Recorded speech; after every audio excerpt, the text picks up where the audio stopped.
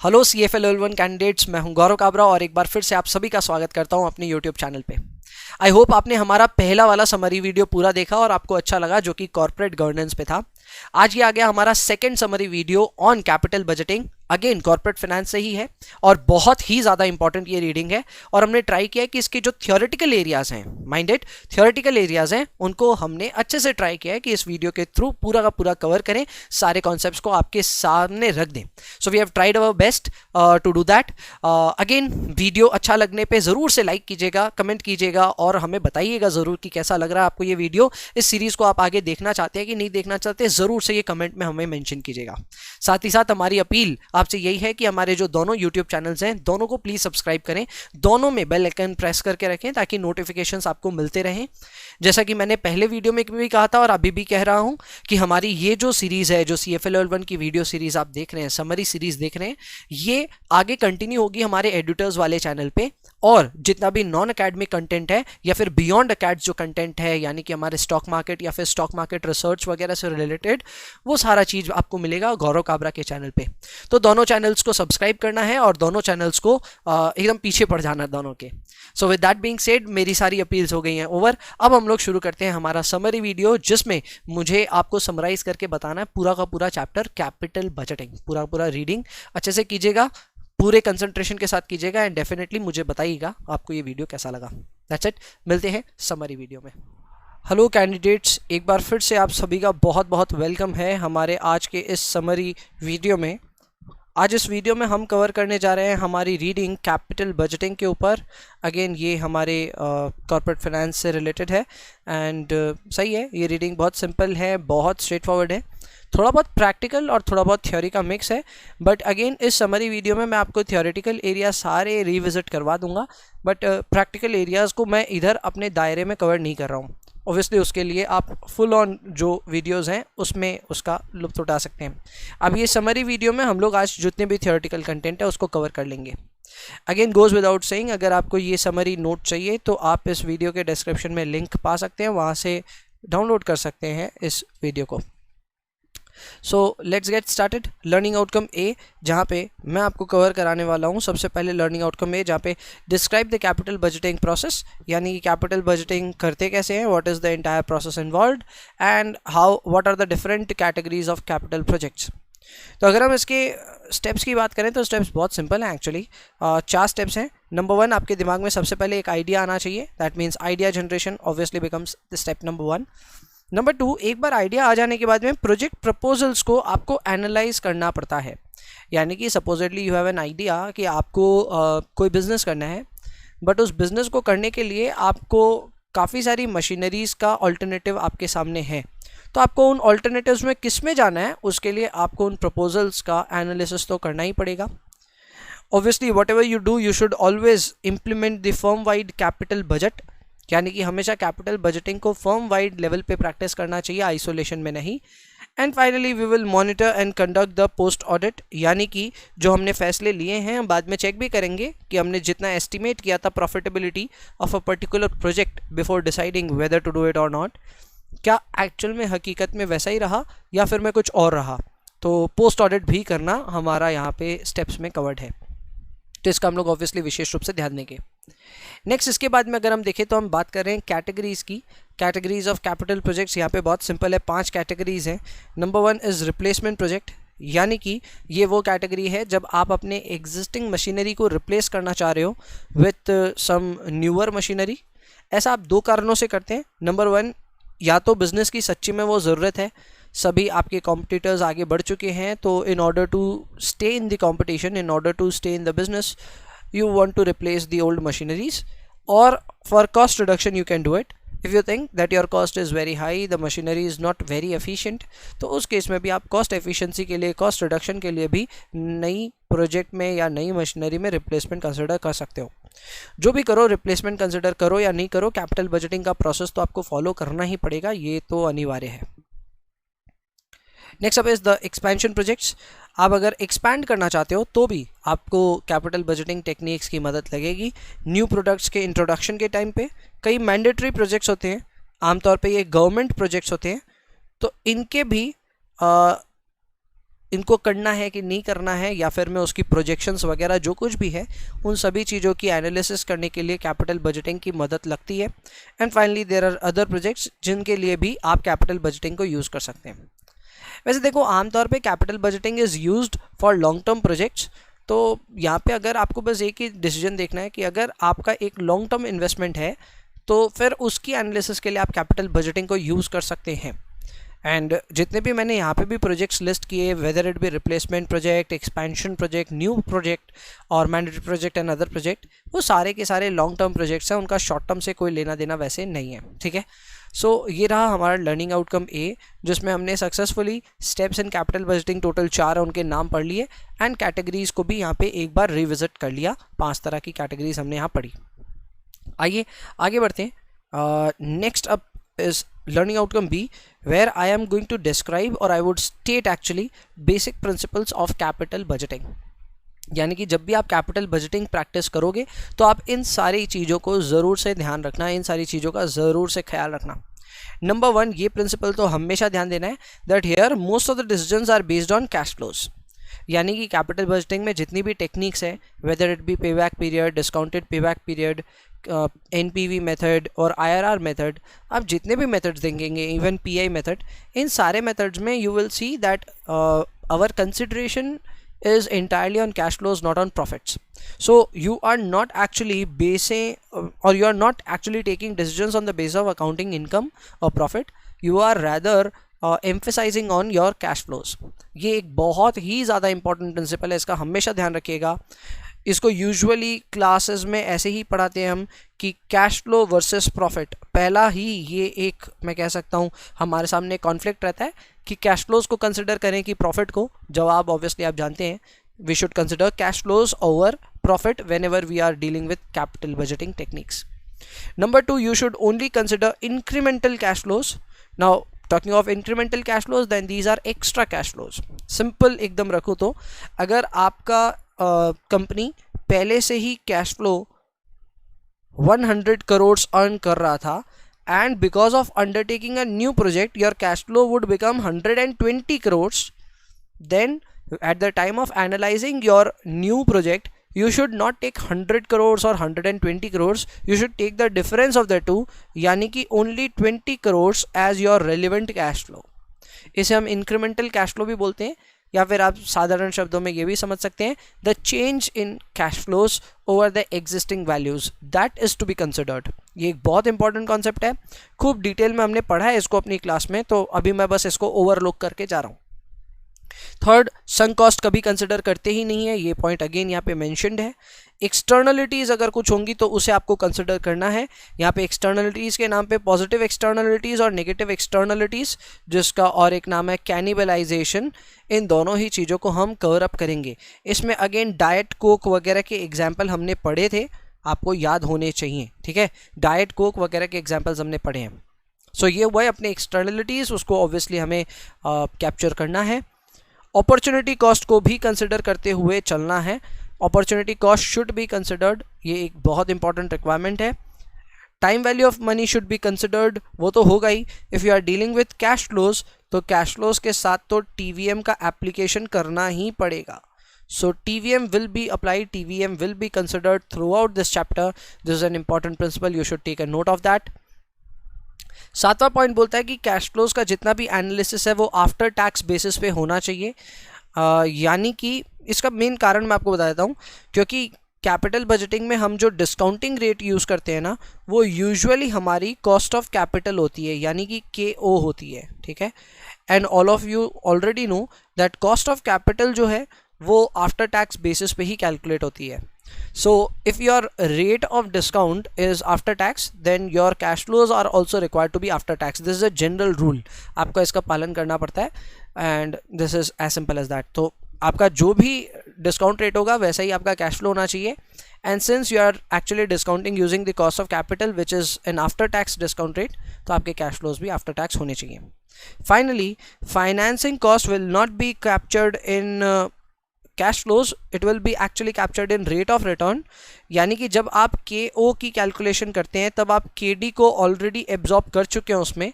Since you have already accounted for the cost of debt once in your rate, you need not consider interest cost in your cash flows. ये भी again एक simple सी theory है, समझाई गई है कि interest cost को आपको अपने कैश फ्लोज में आउटफ्लोज की तरह नहीं दिखाना है. ये बात ध्यान रखनी है because that has already been captured at the time of calculating KO. Next up is learning outcome C.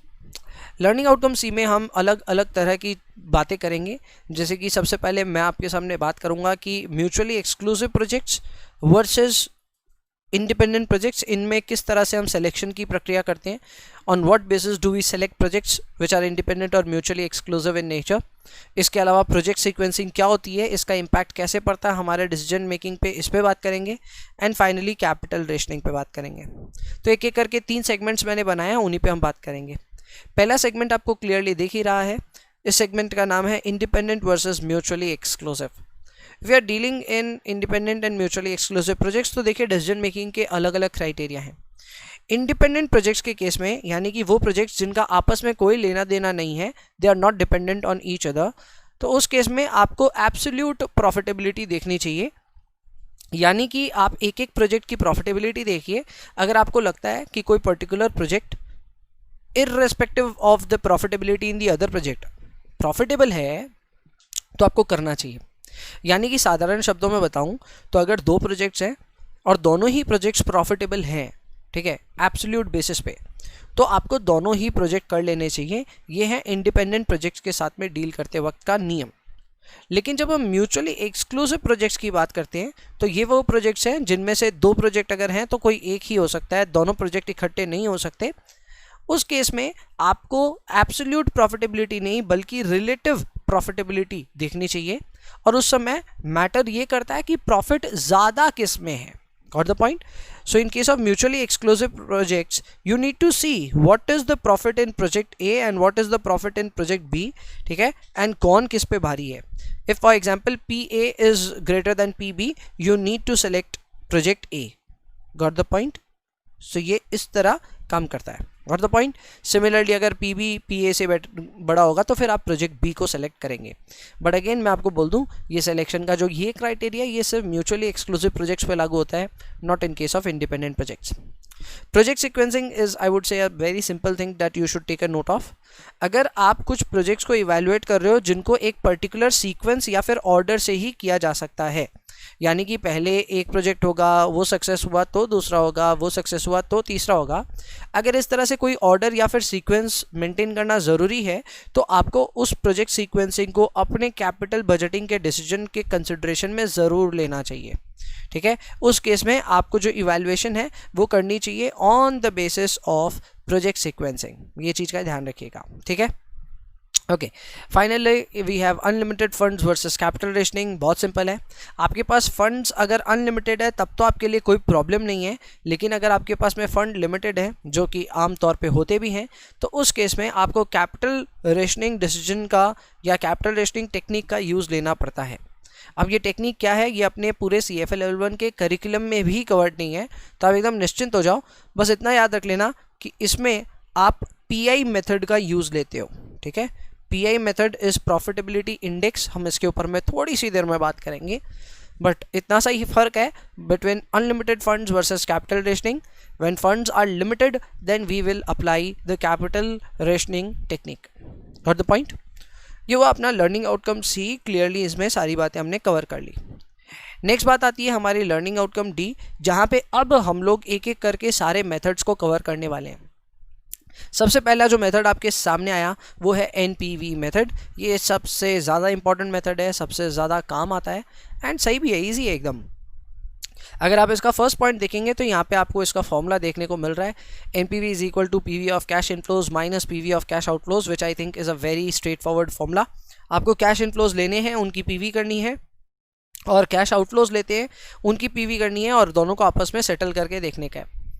If NPV is greater than equal to 0, इसका मतलब अगर PV ऑफ इनफ्लोज ठीक है, आपके पीवी ऑफ आउटफ्लो से या तो ज़्यादा हो गए या तो बराबर हो गए, तो उस केस में आप अपने प्रोजेक्ट को एक्सेप्ट कर लीजिएगा।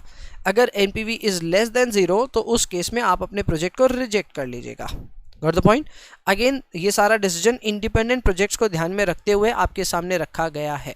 ठीक है, एक चीज़ और मैं खास करके बता दूं, एनपीवी इज इक्वल टू 0 पे रिजेक्ट करना है कि एक्सेप्ट करना है, ये बोलना बहुत मुश्किल होता है। ठीक है, बट आपने नोटिस किया होगा कि मैंने एनपीवी इज इक्वल टू 0 पे भी आपको एक्सेप्ट लिखाया है।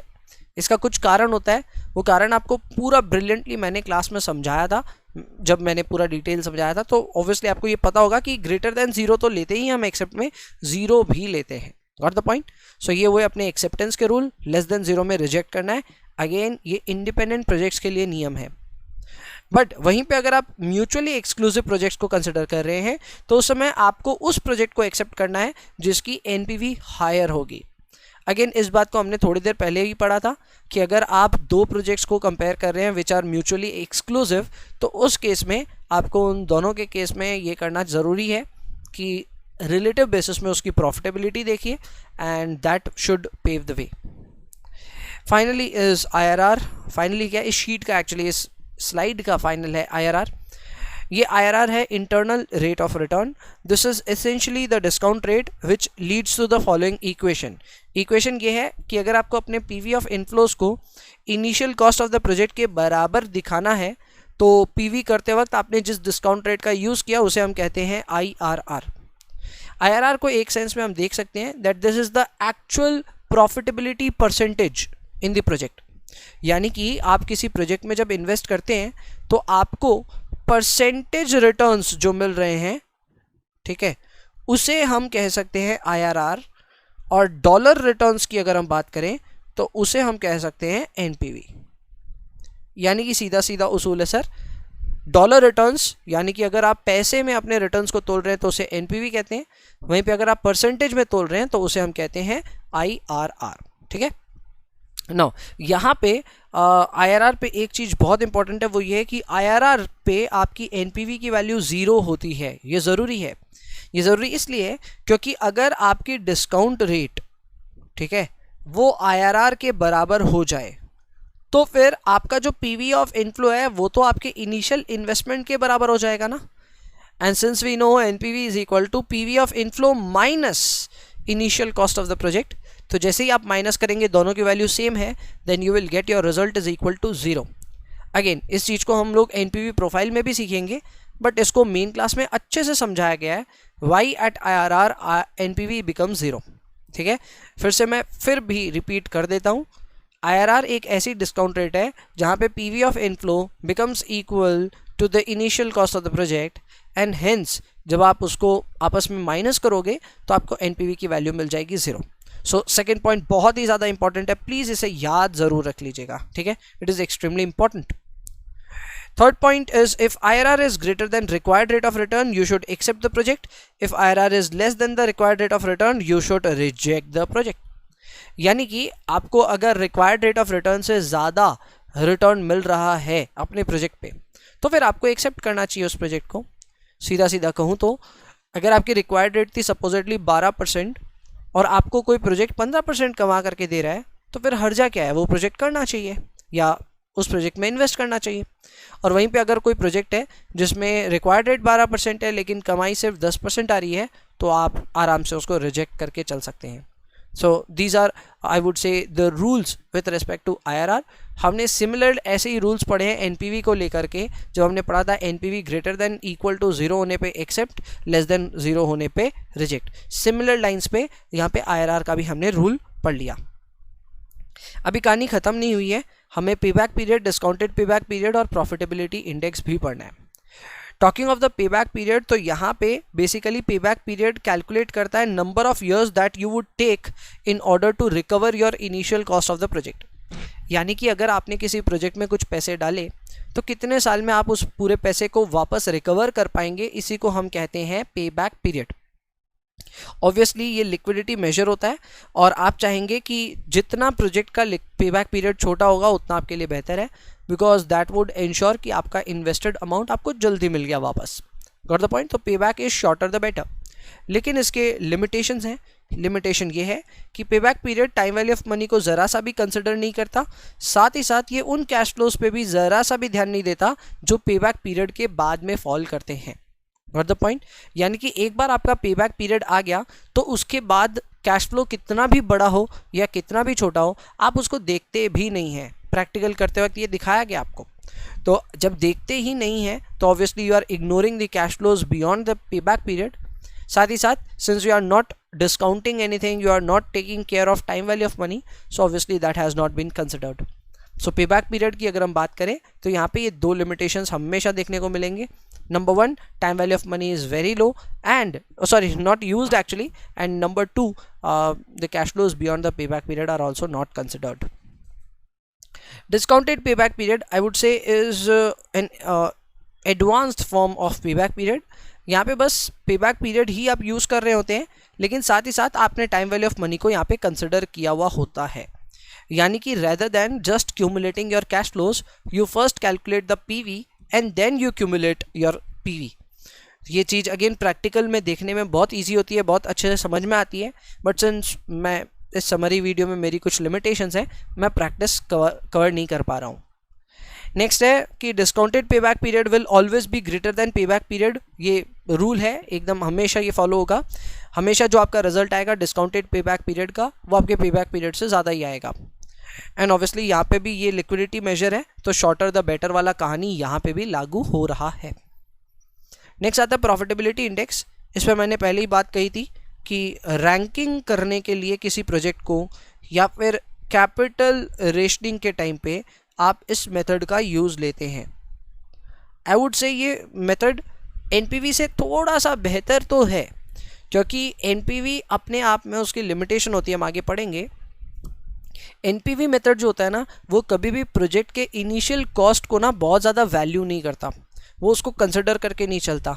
NPV just takes care of the increment in the shareholders value, it does not take into account the initial investment in a project.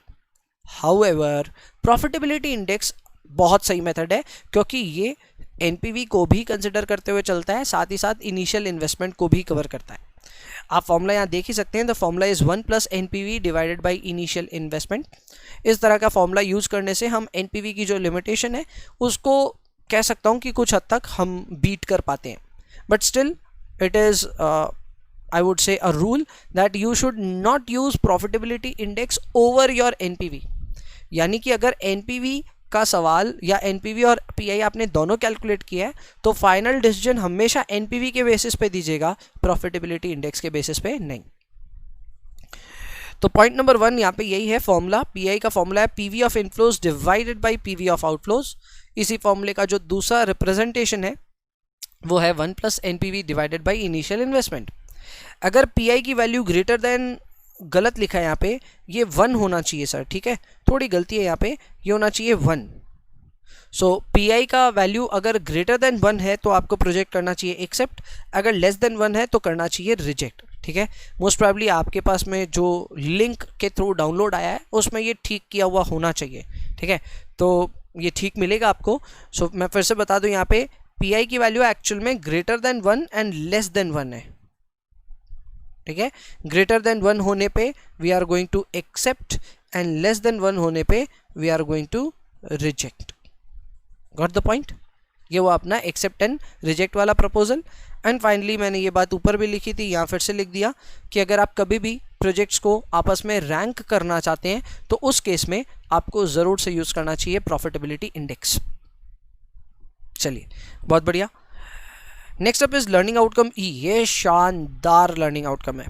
इस लर्निंग आउटकम में आप obviously NPV profile बनाना तो सीखते ही हैं, साथ ही साथ आप ये भी सीखते हैं कि what are the advantages and disadvantages of both NPV and IRR method. सही है ये लर्निंग आउटकम, ध्यान दीजिएगा। सबसे पहले एनपीवी प्रोफाइल आई। एनपीवी प्रोफाइल एक्चुअल में एक ग्राफिकल रिप्रेजेंटेशन है, पहली बात, ठीक है। It is graphical representation. ये ग्राफिकल रिप्रेजेंटेशन दो चीज़ों की है, एक है NPV of the project and दूसरा है उसका डिस्काउंट रेट, ठीक है। ऑब्वियस सी बात है, there is an inverse relationship between both these items. किसी भी प्रोजेक्ट की एनपीवी और उसके डिस्काउंट रेट में there is a inverse relationship, there is an inverse relationship. इसी कारण से आप यहाँ पे जो येलो कर्व और जो रेड कर्व देख रहे हो ये दोनों आपके प्रोजेक्ट्स हैं, और इन दोनों प्रोजेक्ट्स में आपको एक डाउनवर्ड स्लोपिंग कर्व देखने को मिल रहा है। ये डाउनवर्ड स्लोपिंग कर्व इसलिए है because there is an inverse relationship between NPV and discount rate. ठीक है, मैं यहाँ पे लिख देता हूँ इनवर्सली रिलेटेड। इसका मतलब होता है एक बढ़ेगा तो दूसरा घट जाएगा एंड दूसरा बढ़ा तो पहला घट जाएगा। Got the point. सो आपस में इनवर्सली रिलेटेड है, इसलिए ये डाउनवर्ड स्लोप तो है ही। अब इनकी जो स्लोप है वो डिपेंड करती है इनके कैश फ्लो पैटर्न्स पे। आप देख सकते हैं हमारा जो प्रोजेक्ट ए का स्लोप है वो थोड़ा सा ज़्यादा स्टीपर है as compare to project B. Nonetheless दोनों एक पॉइंट पे जाकर के एक दूसरे से मिलते हैं। ये देखिए यहाँ पे दोनों मिले हैं एंड बाद में दोनों अलग अलग तरह से जा कर के हमारी हॉरिजॉन्टल एक्सिस को टच करते हैं और फिर और नेगेटिव टेरिटरी में भी चले जाते हैं। अब देखिए ये जो हॉरिजॉन्टल एक्सिस है ये बेसिकली हमारा ओरिजिन पॉइंट है। सो इसके ऊपर होने से प्रोजेक्ट की एनपीवी पॉजिटिव होती है और इसके नीचे होते ही प्रोजेक्ट की एनपीवी नेगेटिव हो जाती है। अब ये डायग्राम हमको सीधा सीधा बता रहा है कि हमारा जो प्रोजेक्ट है उसकी जब रिक्वायर्ड रेट है या जो डिस्काउंट रेट है उसकी वो जब कम रहेगी तब ये प्रोजेक्ट हमारे प्रॉफिटेबल होंगे, और जैसे जैसे बढ़ना शुरू होगी वैसे वैसे हमारे प्रोजेक्ट्स की जो प्रॉफिटेबिलिटी है वो गिरते गिरते गिरते गिरते एक पॉइंट के बाद नेगेटिव भी हो जाएंगी ना। बहुत सिंपल है ये चीज़, प्लीज़ ध्यान दीजिएगा इस पर। अगर हम इन पॉइंट्स की बात करें जहाँ पे ये दोनों रेस्पेक्टिव कर्व्स जा कर के हॉरिजॉन्टल एक्सिस को टच किए तो उस पॉइंट पे आप नोटिस कीजिए what is the value of NPV. The value of NPV is 0। जब भी हॉरिजॉन्टल एक्सिस टच होगा यानी एनपीवी ना पॉजिटिव है ना नेगेटिव है, it is exactly standing at 0। सो क्या मैं ये कह सकता हूँ the discount rate for which the NPV of a project become 0, it essentially becomes it's IRR।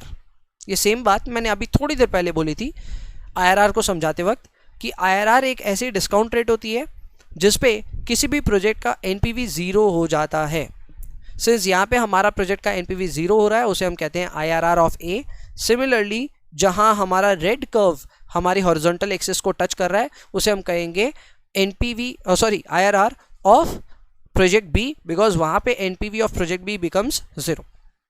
तो ये एक इंपॉर्टेंट फीचर है जो हम नोट करते हैं इस डायग्राम में। इसके अलावा एक और जो बहुत अच्छी चीज़ यहाँ नोट करते हैं वो है हमारी cross over rate. Cross over rate एक ऐसी रेट है, एक ऐसी डिस्काउंट रेट है जहाँ पे हम इनडिफरेंट हो जाते हैं when we are choosing among these curves, क्योंकि दोनों पे एनपीवी सेम आ रही है। अगर हम दोनों पे देखेंगे तो एनपीवी का जो लेवल है वो सेम रहेगा। सो वी आर इनडिफरेंट, हम दोनों में से किसी के भी साथ जा सकते हैं। इस रेट को हम कहते हैं क्रॉस ओवर रेट। इस रेट का और एक बहुत गजब का बात ये होता है कि ये रेट एक तरह से ना अपने आप में ये एक लाइन ऑफ कंट्रोल है, ये LOC है। ठीक है, ये एक टेरिटरी जोन है जो आपको डिफाइन करता है कि बॉर्डर के इस तरफ कौन जीतेगा, इस तरफ कौन जीतेगा। जैसे एग्जांपल के तौर पे अगर मैं बताऊं आपको, इस क्रॉस ओवर रेट के लेफ्ट साइड में यानी कि इस वाले एरिया में अगर आप नोटिस करेंगे तो at every level the yellow curve is above the red curve. कोई भी लेवल आप देख लीजिए हमेशा येलो कर्व रेड कर्व से ऊपर है। यानी कि अगर हमारी डिस्काउंट रेट इस क्रॉस ओवर रेट से कम हुई तो हम हर वक्त हमारे प्रोजेक्ट A में इन्वेस्ट करेंगे rather than investing in project B। Correct.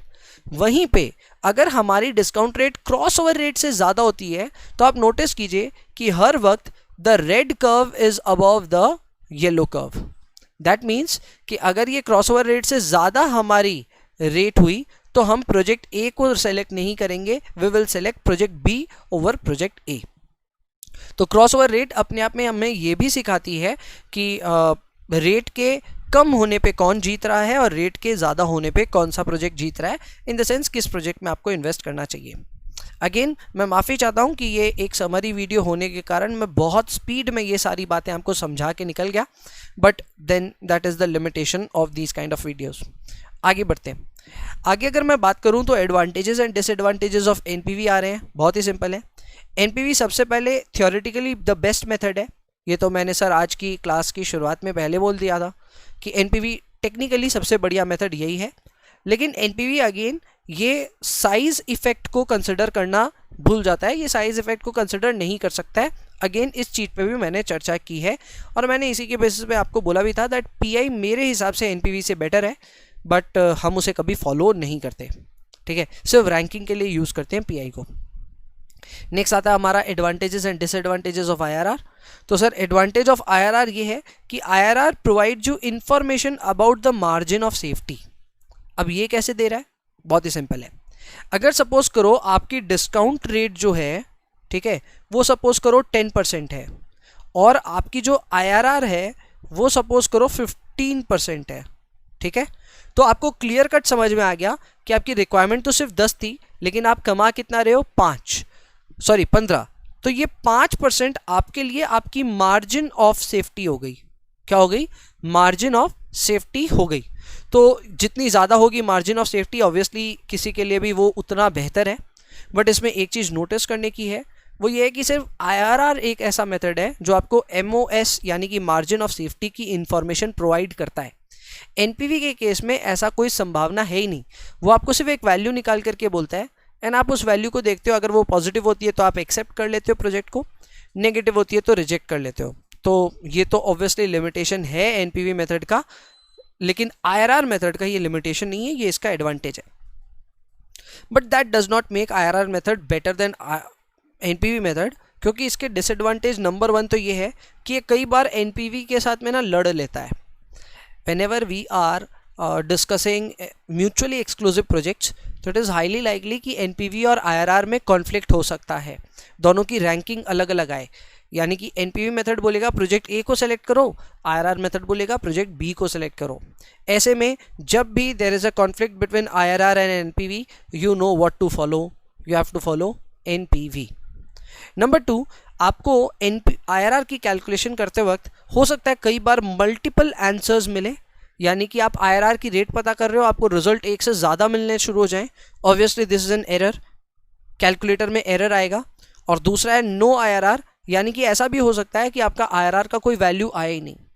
ये दोनों ही सिचुएशंस अगर आप अपने कैलकुलेटर पे देखेंगे BA2+ में तो एरर लिखा हुआ आ सकता है, ठीक है, तो या फिर बहुत उटपटांग कोई वैल्यूज़ आ सकती हैं। तो ऐसा कई बार हो जाता है आईआरआर की कैलकुलेशन के दौरान, तो multiple and no IRR is entirely possible. ये होता है किस कारण से, यहाँ पे लिखा हुआ है, ये होता है because of unconventional cash flow patterns. तो जब भी अनकन्वेंशनल कैश फ्लो पैटर्न्स होंगे तब ऐसा होना बहुत ही साधारण बात है। इस कारण से IRR is not a preferred method as compare to the NPV method. Finally हमारा लास्ट लर्निंग आउटकम यही है कि भैया अगर हम एनपीवी कैलकुलेट करना सीख जाएं तो क्या हम इससे किसी भी स्टॉक मार्केट में किसी शेयर की क्या वैल्यूएशन कर सकते हैं, क्या हम उसके शेयर प्राइस में मूवमेंट को प्रेडिक्ट कर सकते हैं। तो मैं आपको बताता हूँ, इसमें एक जनरल थॉट प्रोसेस होता है और एक रियलिटी होता है, मैं दोनों समझाऊंगा, ठीक है।